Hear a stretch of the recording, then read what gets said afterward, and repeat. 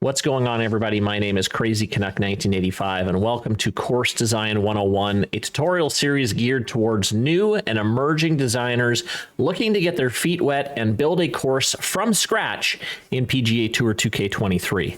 Now, if you haven't seen my videos before, just a short, brief background on me. I have been building courses since about 2014, back when this game was just called the Golf Club. The designer has evolved significantly since then. I've put probably, I don't know, thousands of hours into this designer, and I've built about 50 courses. So I know how this tool works fairly well, and I want to pass on some of that information to especially new designers that may find the tool a little bit overwhelming when they first jump into it. Yes, there are some helpful little in-game help in the designer that they have, but I want to go into a little bit deeper and, again, just really help newer designers feel a little bit more confident in creating a golf course. Now, bit of a disclaimer for those that have watched my Course Design 101 series for PGA Tour 2K21. You are not going to get a ton of new information in this series. The UI obviously is different. There's a few different things in terms of splines. My techniques have changed since I did that video a couple years ago. They've changed a little bit. But for the most part, as much as I love your support, and I hope you guys do watch the videos if you enjoy them, but I also don't want to waste your time. So you might not pick up a ton of new things here, but there will be a few things sprinkled throughout the series that might be new to you. So just a disclaimer, if you're expecting something completely different from 2K21, the designer works essentially the same. So if you have some experience, if you are experienced in the designer in 2K21, you probably don't need to watch these. Anyway, let's jump in. I am building on a PC, and I am using an Xbox controller. If you look in the bottom right-hand corner, you'll be able to see my inputs there. Now, the designer works exactly the same on Xbox and PS4, PS5, whatever. I don't really do any design on mouse keyboard. I know a lot of people have questions about mouse keyboard design. I just don't do a lot of it. Well, I don't do any of it, actually, so I can't really answer any questions regarding mouse keyboard. So, that's the intro kind of wrapped up. Let's get into the design tool. In the first episode, we are going to basically get started. We're going to get a plot down from scratch and maybe find a place to put where we think our first hole is going to go. So that's our goal for this episode. So let's dive in. We're in the design menu here, and there's 4 things off the bat. We're obviously going to be jumping into the new course, but if the unpublished course menu, this is for a course you're already working on. You can bring up and edit and save. That's where you find that. Published courses, if you've already published a course, you can bring it back up and edit it and publish it again. However, this is important. If you have published a course, you cannot delete it. So once it's published, it's out there. So please make sure that you are fully satisfied with your golf course before you hit that publish button, because there's no way of deleting your course. Okay. And also, good news, again, you can import courses from the previous game. So any course you built in PGA Tour 2K21, you can import, edit, fix up, or you can just straight publish it to 2K23. So I do highly recommend, though, that those looking to put their legacy course into 2K23, probably take a look at your greens, because what I've been noticing playing the game is there's a lot more rollout.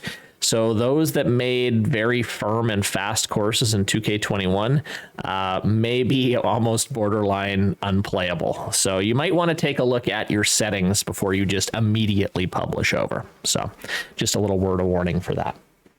All right, here we go. Let's design a new course, shall we? So the nice thing, well, actually the not so nice thing about this tool, but you can actually create what we call an auto-generated course. So basically with just a few clicks here, it will build a golf course for you. However many holes you want, it'll throw in greens, tee boxes, bunkers. However, these courses are absolute garbage. As much as you sculpt them, delete, fix them up, they're still absolutely terrible. This series is exclusively for how to build a course from scratch. And my most common question I get is, how long does it take to build a really good golf course from scratch? Well, it really depends on your skill level. It depends how much detail you want to put into it. But really, really, really good courses from top designers, I would say takes anywhere from 20 to 100 to 200 hours. Now that is significant, but that is about how long it takes. It's not a quick process, but as you get better with the tools, it doesn't take as long. But also, as you get better, you want to create some more detail, and that can take longer as well. So yeah, it's about the 20 to 100 hour range. I'm a bit on the quicker side, but yeah, it is a pretty significant chunk of time. So just keep that in mind. All right, so setting our course name, I'm just going to call this Course Design 101 for now. This is our little tutorial course. And like I said, we're just going to be building one hole for this entire series. So our first option is the theme. So the theme is essentially just kind of the base of your golf course, because you can switch out textures, trees. If you want to build a harvest course and throw a cactus or a palm tree on it, you can. So everything's kind of unlocked. So themes, the only really thing that's unique to each theme are the backdrops. So essentially that's about it. I do like some themes better than others, just the way the ground texture behaves. Delta is definitely a favorite of mine for sure. Highlands is also a really nice one, especially if you want to do a links course. Steppe is a really good one for desert. Autumn's really nice too. If you want some stunning mountain vistas, Swiss is going to be the one for you. If you're looking at more of a parkland style course, I recommend kind of going in the rustic or countryside route. If you want more of a, again, kind of a mountainous course, Boreal is again another good option. Harvest is Harvest and desert are okay, but I usually steer clear of those ones. But for this tutorial course, I'm going to go with Delta because it's one of my absolute favorites. So we're going to select Delta just because there's a few things, like I said, you can do with the base texture, which I will show you in a future video. Okay, so that is our theme selected. Now we're going to go to terrain. And this, again, is just the starting point of the plot. You can adjust this however and whenever you want, but I just want to explain what each thing does. So water level is the amount of just default basic water on your course. Obviously 0 is nothing. 100 is your course is like water world. Like it's wild. So obviously, and the flatter the course is, the more water will show up underneath. You can create your own water hazards too. So usually what I like to do is I just like to set this to 0 for now, but for some newer designers it may be helpful to bring this up to 30 or 40 because it will put some ponds down and it may give you some ideas in how you want to route your course. You might say, oh, I see a pond there, maybe that gives me an idea for a couple holes around a lake. So it's just really whatever you're comfortable with. I like to set it to 0. Next is how hilly you want your course to be. So again, 0 is flat, not completely flat. There is a way to make a course completely flat, but I don't recommend that for brand new designers. I recommend having some hills already in there for the same reason as I said about water level, is it really gives you some ideas. You might see a little hill where you're like, oh, I could perch a green on top of that or a tee box or something like that. 100 is obviously very hilly. I recommend maybe something in the middle to get started with, low to middle. Let's do like 38.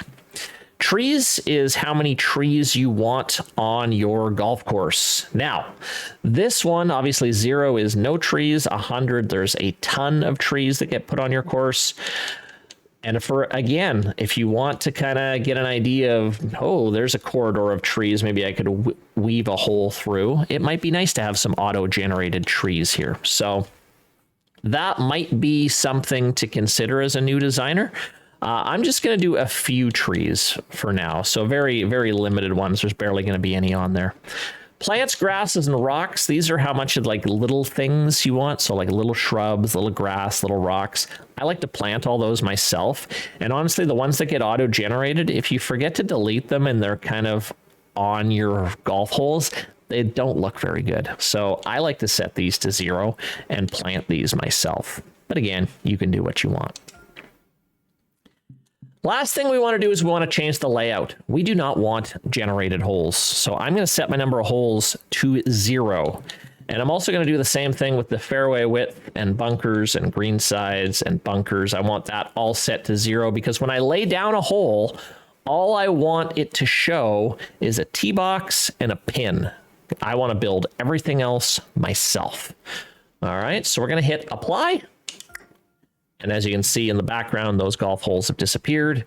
And we'll hit continue, and our plot has been created. So there it is. If you want to change any of those settings we just changed at any time, you can go into the environment tab and go down to terrain settings, and they're all here. So just an idea of what they look like if you do crank the water level up. Okay, so there's 100. You get quite a bit of water. But like you said, you can change this and you can add your own water if you want to. So I'm just going to set it to 0. So if you set your hills to 0, you get fairly flat. As you can see, the water starts to poke through. And 100 is, quite hilly indeed. So like I said, I like to have a few hills just to get a bit of an idea, but it really depends on what type of course you're building as well. Trees, 0 is obviously none. 100 is a lot of trees. But for the sake of this tutorial series, just so we can see more stuff, I'm going to put it to around 17. And then plants are really the amount of these little plants that show up. So if I set those to 100, you get all these showing up. And again, just them on their own look kind of silly. So that's why I set these to 0. And same thing with grass. Okay, that's set to 100. It's okay, but again, something I also like to set to 0. And then rocks. Even if I set that to 100, they're not really showing up. That's odd. Usually they show up, but maybe it's just a different theme I'm working in, so that's fine. Now, I want to direct your attention to the bottom right, and as you can see, my little controller is blocking it. Let me move that up there. There we go. There are 3 things that you need to keep an eye on throughout your course design journey here. It is file size, objects, and memory. There's a certain limit to how much stuff you can put on your course. There's not an unlimited amount you can put on, all right? And different things add to those different counters. So some objects just have more file size than others. Usually larger objects like buildings, clubhouses tend to make the file size a little bit bigger.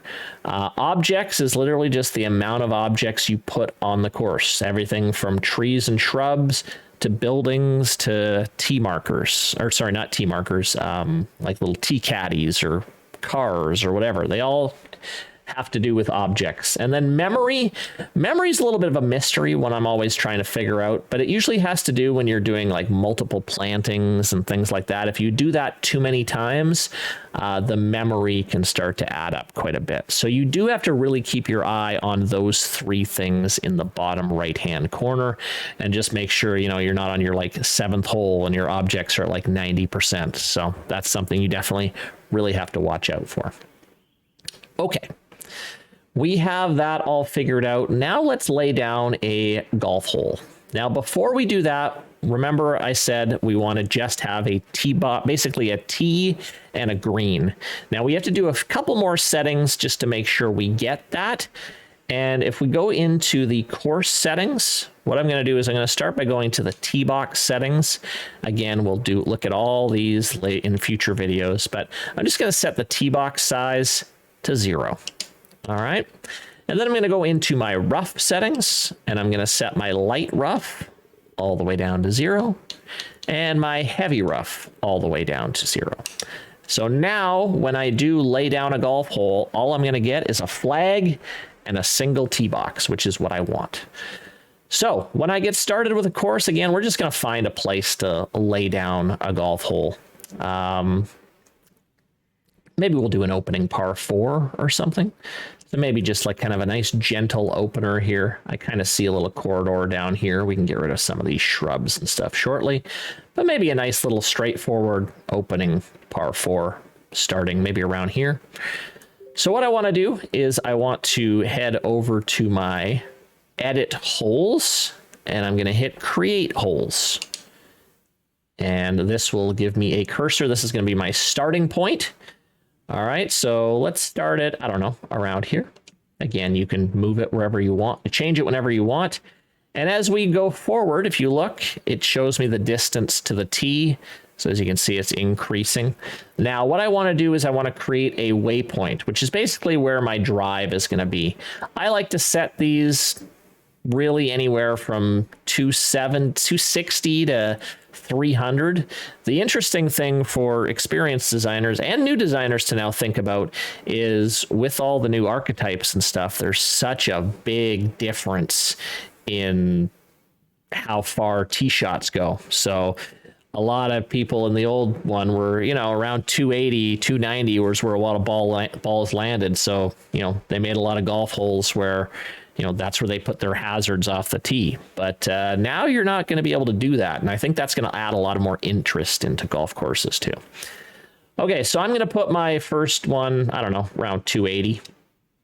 And then if I look here, like, you know, maybe I want a bit of an elevated green, perhaps. I see this little hill. That gives me an idea. Sure, maybe we'll do a little elevated green here. So I'm going to put my pin right there. And that's about it. Like, so now all I have is a tee box, which you can see here, and a whole bunch of trees. Well, not a whole bunch, a few little trees. And then just up here is we just have a pin. And that is the furthest we're going to go today. And in future videos, we're going to start actually making this look like a golf hole. I like in my design to work backwards. So I like to work from green to tee. So in our next episode, I am going to show you guys how to build a very basic green. So I hope you guys enjoy these videos. If you do like the stuff, please make sure to like the video and subscribe. It really helps me a lot. And I look forward to seeing you in episode 2. And please leave any comments or questions you may have down below, and I'll do my best to answer them. Thanks very much, and we'll see you next time.